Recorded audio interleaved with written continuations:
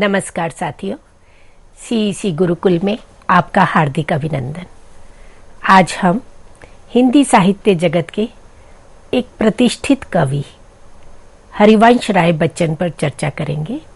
हरिवंश राय बच्चन, जिन्हें हम छायावादोत्तर स्वच्छंदतावाद के कवि मानते हैं, इन्हें हालावाद के समर्थक कवि के रूप में भी जाना जाता है।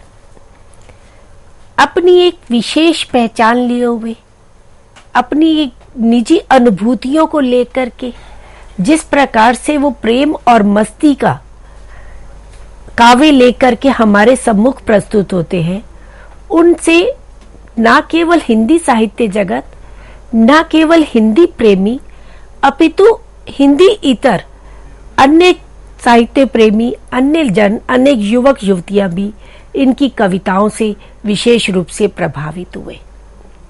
इन्हें हालावाद के समर्थक कवि के रूप में जाना जाता है, आत्मानुभूतियों के कवि के रूप में जाना जाता है, प्रेम और मस्ती का कवि कहा जाता है, यौवन और उन्माद का कवि कहा जाता है। और वे स्वयं इस बात को कहते हैं कि उनकी जो कविता है वह उनके जीवन का अनुभव है। जैसे जैसे वे जीवन के विविध परिस्थितियों से, जीवन की विविध रंगों में डूबते उतराते जाते हैं, वैसे ही उनकी कविता उसी रूप में परिवर्तित होती चली जाती है। मुझसे अलग न मेरा गान, वह सौरभ मैं पुष्प समान। कि जो उनकी कविता है वे सौरभ है, उनके जीवन की सुगंध है कि मैं स्वयं तो एक पुष्प के समान हूं और जो मेरी कविता है वे सौरभ है। अब हम बात करें हरिवंश राय बच्चन जी के जीवन परिचय के बारे में, उनके व्यक्तित्व को जाने, क्योंकि जब तक किसी कवि के व्यक्तित्व के विषय में, उनकी स्थिति परिस्थिति के विषय में नहीं जान पाते, तब तक हम उनकी कविता को समझने में समर्थ नहीं होते हैं।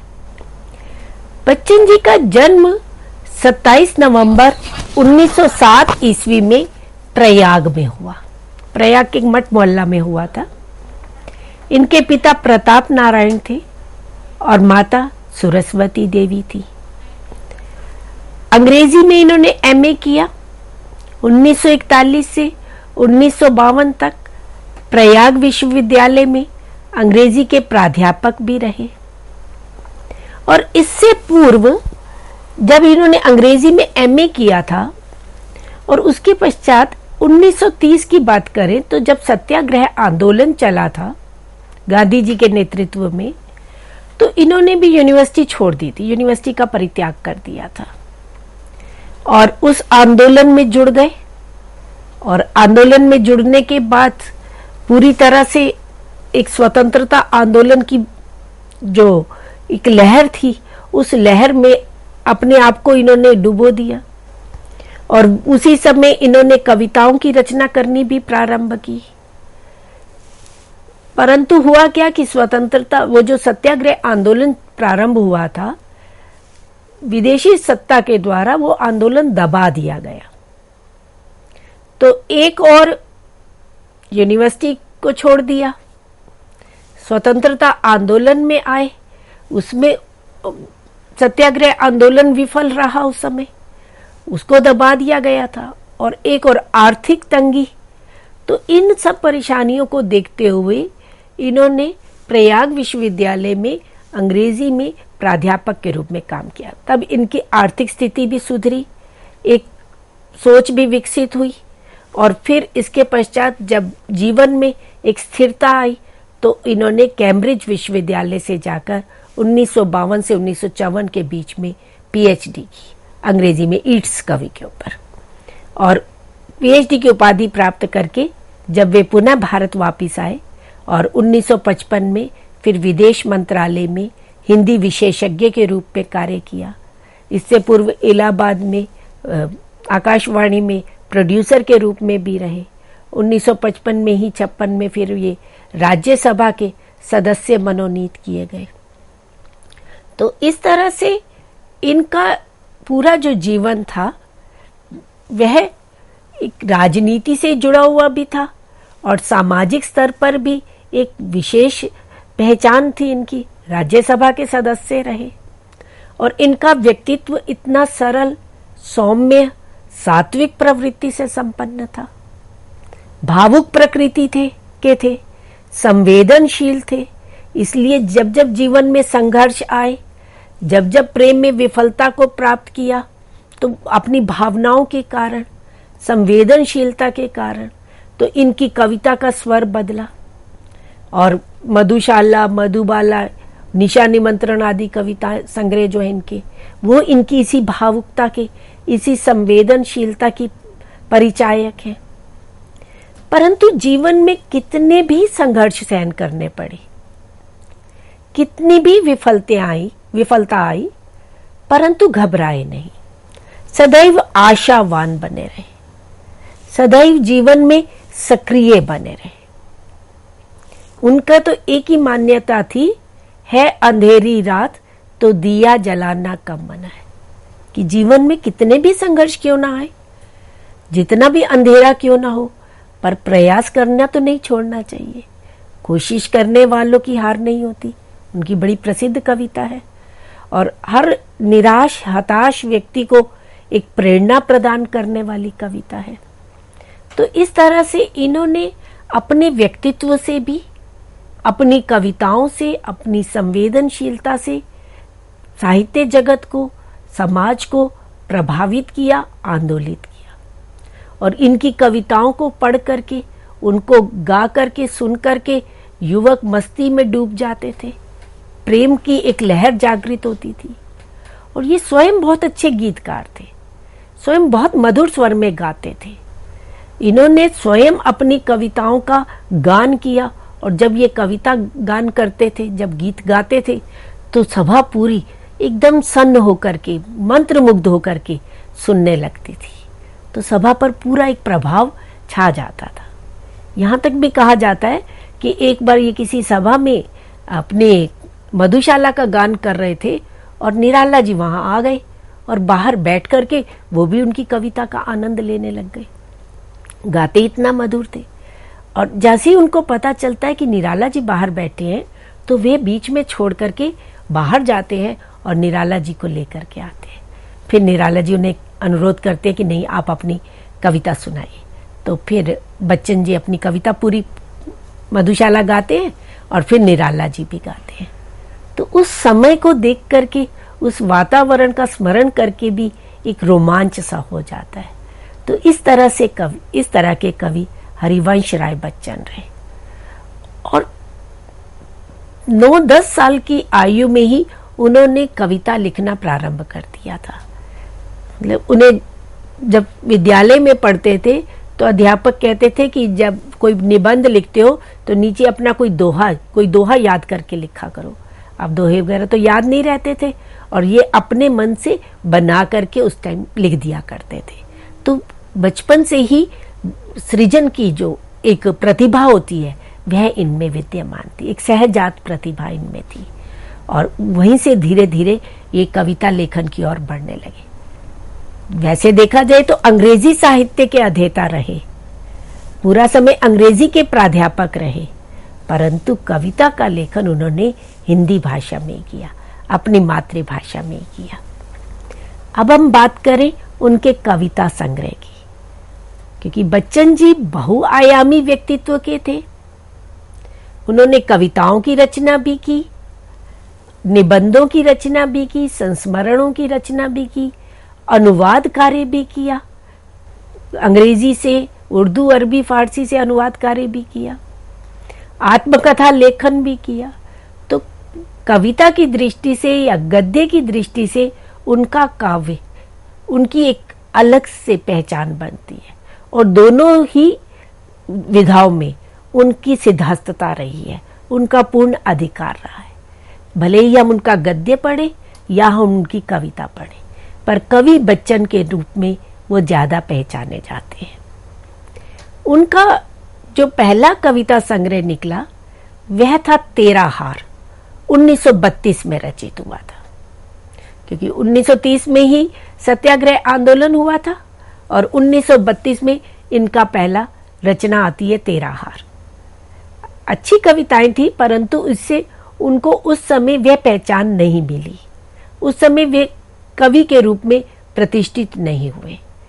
पर बच्चन जी की जो जीवन यात्रा है उसके समानांतर, उसके समकक्ष ही उनकी काव्य यात्रा बहती चली जाती है, उसी रूप में चलती रहती है। बच्चन ने स्वयं इस बात को कहा कि मेरी काव्य यात्रा तो मेरे जीवन के साथ चली है, और जीवन में जैसी जैसी समस्याएं आती गई और वे मुझे जैसे जैसे प्रेरित करती गई, वैसे वैसे मैं लिखता गया। मैंने साहित्य के लिए साहित्य कभी लिखा ही नहीं। तो ये जो कहा जाता है कि हरिवंश राय बच्चन आत्मानुभूति के कवि हैं, उनके कविता में निजीपन है, वैयक्तिकता है, इस बात को बच्चन स्वयं भी स्वीकार करते हैं कि जीवन में जैसे जैसे समस्याएं आती गई और उन समस्याओं से ही प्रेरणा मिली और मैं कविता लिखता गया।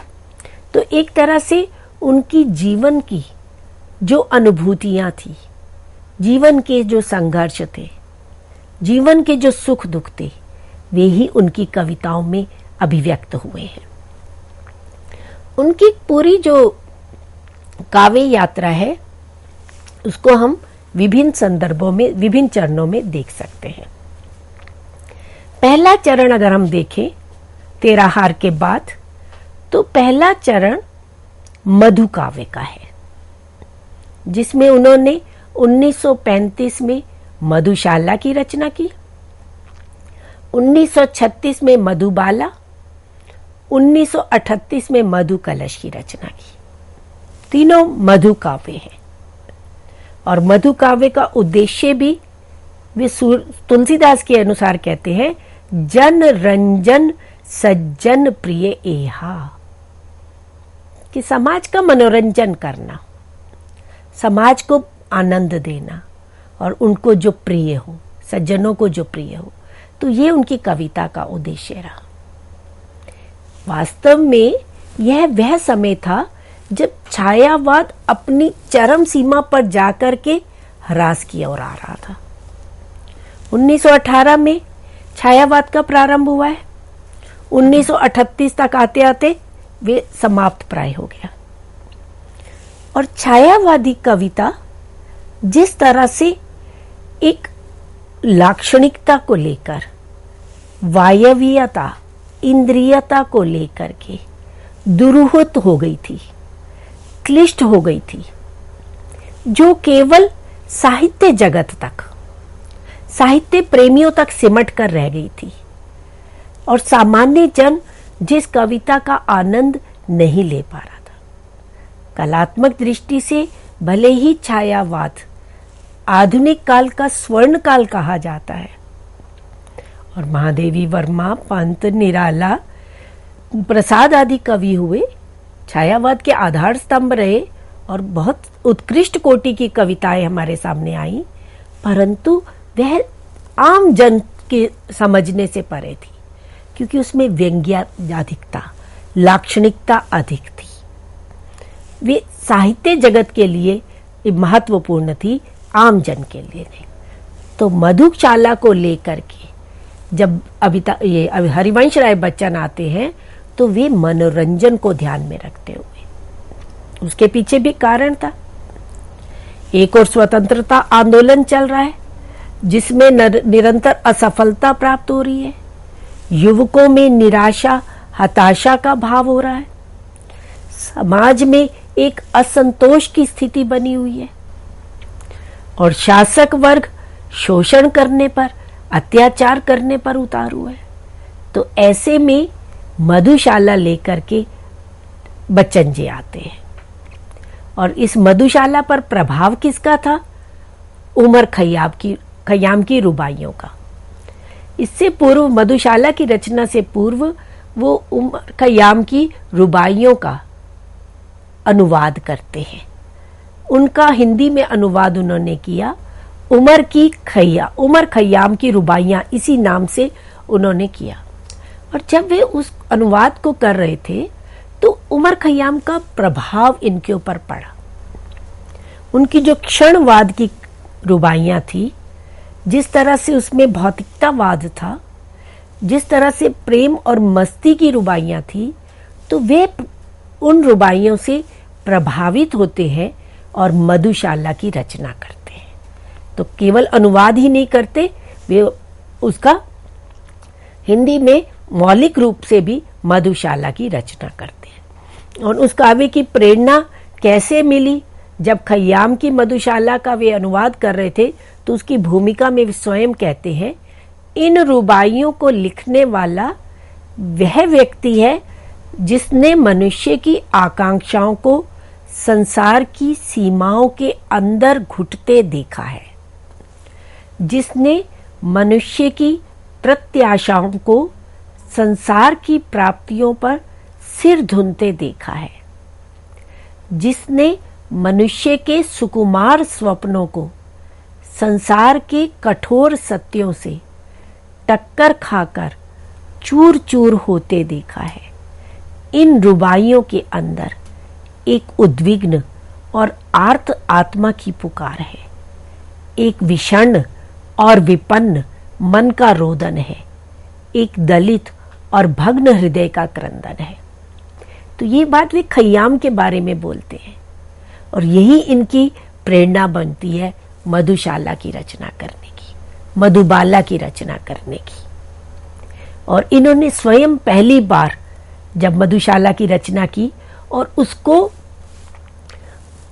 BHU में, बनारस हिंदू विश्वविद्यालय में सभागार में अपने स्वर में गाया, और उसको सुनकर के उस समय जितने भी लोग उस समय सभागार में उपस्थित थे सब मस्ती में झूम उठे। और उस मधुशाला का इतना प्रभाव पड़ा कि युवक उसको अपनी मित्र मंडली में बैठकर गाते थे। और जिस तरह से वो साकी, हाला और प्याला और मधु की बात करते हैं, तो हाला, प्याला, मधुशाला, मधुबाला। अब इनका प्रयोग करते हुए जब बच्चन जी ने ये मधुशाला की रचना की तो ये प्रयोग तो प्रतीकात्मक थे, जीवन रूपी मधुशाला थी। और इस जीवन की ही मस्ती जो प्रेम है, वे मदिरा है, वे हाला है, और उसको पीने वाला कवि है, उसको पीने वाले व्यक्ति हैं। और इस जीवन रूपी मधुशाला में प्रेम की मस्ती की मदिरा का पान करके ही जीवन की मस्ती को, जीवन के आनंद को प्राप्त किया जा सकता है। परंतु उस प्रतीकात्मकता को समझे बिना आलोचकों का, कवि जगत की आरोपों का भागी बनना पड़ा। इनके ऊपर अनेक आरोप लगे, इनकी कविता के ऊपर इनको समालोचकों द्वारा काफी भर्त्सना भी प्राप्त हुई, परंतु ये उनकी भर्त्सना से हारे नहीं। जबकि मधु कलश में वह उनका उत्तर जो है कविता के रूप में ही देते हैं। मधुशाला की एक सुंदर पंक्तियां देखें, आप समझ जाएंगे कि किस तरह से वो प्रतीक रूप में बात करते हैं कि भावुकता अंगूर लता से खींच कल्पना की हाला, कवि साकी बनकर आया है भर कर कविता का प्याला, कभी न कण भर खाली होगा, लाख पिए 2 लाख पिए, पाठक गण है पीने वाले, पुस्तक मेरी मधुशाला। तो यहां देखिए पूरा हर बार उनके प्रतीक हाला, प्याला, मधुशाला, मधुबाला शब्द यही है, पर उनका प्रतीकार्थ बदलता चला जाता है। हर बार उसमें नया नया प्रतीक जुड़ता चला जाता है। कभी जीवन के रूप में प्रतीक मधुशाला को लेते हैं। अब जैसे इन पंक्तियों में अपनी कविता संग्रह को, अपनी इस मधु का पुस्तक को मधुशाला के रूप में कहते हैं। और इसमें पीने वाले कौन है? पाठकगण, सहृदय। और ये कैसी मधुशाला है? कभी जिसमें हाला जो है, मदिरा जो है, वो कभी समाप्त होने वाली नहीं है। कितने ही उसका आनंद ले, लाख पिए 2 लाख पिए, परंतु उनकी ये जो मधुशाला है, ये जो कविता की मस्ती है, कविता का जो रस है, ये समाप्त होने वाला नहीं है। और हाला कौन सी है? कल्पना की। कवि अपनी कल्पना की हाला लेकर के आया है और जिसको वे अपने पाठकों तक पहुंचाना चाहता है। पाठक भी उन कल्पनाओं में सराबोर हो जाए। और उसमें अंगूर लता क्या है? भावुकता। कवि की भावनाएं, वे भावनाओं की ही अंगूर लता है जिससे कल्पना का रंग मिला करके हाला तैयार की गई है। और पाठक जो है वो सब पीने वाले। तो वो उनकी कवि की कल्पना चूकने वाली नहीं है, कभी समाप्त होने वाली नहीं है। और इसको जो भी पढ़ेगा वे भी उसी प्रेम में, उसी मस्ती में, उसी भावनाओं में डूबेगा। तो इस तरह से इनका जो एक मधु काव्य था, जो सबको रस में सराबोर कर देने वाला था। तो इसलिए वे कहते हैं कि मधुशाला जीवन भी है, जीवन का लक्ष्य भी, मोक्ष भी है, मोक्ष स्थली भी, मनुष्यता भी है और देवत्व भी, प्रकृति का सुंदरतम रूप भी और प्रिय का आलिंगन भी। तो इस तरह से मधुशाला पूरे जीवन का एक सार रूप में प्रस्तुत करते हैं। वे उसे जीवन का एक महाकाव्य कहते हैं और वही जीवन का महाकाव्य एक सशक्त वाणी के रूप में, मधुशाला के रूप में जीवंत होकर के आया है। और यही मधुशाला की जो रुबाइयां थी, इन्हीं रुबाइयों को मधुबाला में गीत रूप में वे प्रस्तुत करते हैं। और जब यही मधुशाला 1985 में 50 साल इसको पूरे हो गए, तो बच्चन जी ने इसमें 4 रुबाइयां और नई जोड़ी, जिसमें वो कहते हैं 5 दशक पहले हिंदी के गढ़ का तोड़ जटिल ताला, मिट्टी के घट प्याले लेकर निकला था ये मतवाला, सुख दुख की रस रंजित मदिरा, उसने ऐसी बरसाई, मरुस्थली कविता थी तब की, अब कविता की मधुशाला। तो ये रुबाइयां जो है ये 1985 में बच्चन जी पुनः इसके अंदर जोड़ते हैं, आगे और जोड़ते हैं, जब पूरे अर्ध दशक हो गया। और जब इनके ऊपर आलोचकों ने प्रहार किए, इनकी कविता को लेकर के काफी नकारात्मक दृष्टिकोण रखा, तो इन्होंने मधु कलश की रचना की और उसमें कवि का आक्रोश और विद्रोह का स्वर विशेष रूप से उभर करके आया। और इसमें उनकी लोकप्रिय कविताएं रही कवि की वासना, कवि का गीत, पथभ्रष्ट, तीर पर कैसे रुकूं मैं, आज लहरों में निमंत्रण।